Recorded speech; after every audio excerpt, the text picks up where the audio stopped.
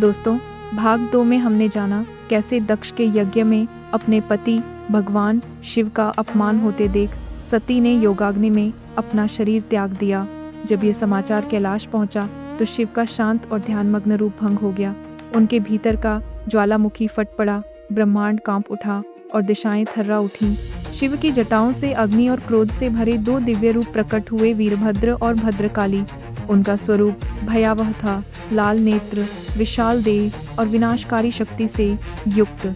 शिव ने आदेश दिया, दक्ष का यज्ञ नष्ट कर दो और उसका अहंकार समाप्त करो। वीरभद्र और भद्रकाली अपनी भयंकर सेनाओं के साथ युद्ध स्थल पहुंची।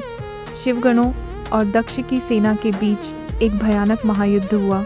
वीरभद्र और भद्रकाली ने दक्ष की सेना को हराया और यज्ञ स्थल पहुंच गए। यज्ञ स्थल में देवता और ऋषि भयभीत होकर भागने लगे।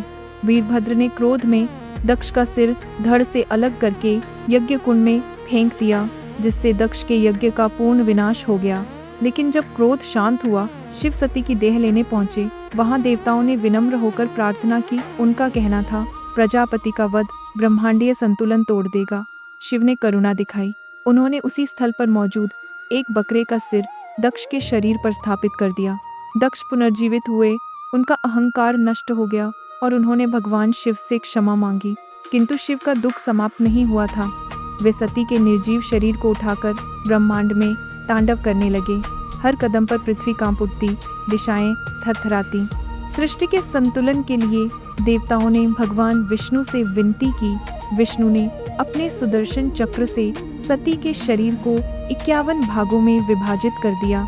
जिस स्थान पर सती के अंग गिरे, उन्हीं जगहों पर शक्तिपीठों की स्थापना हुई।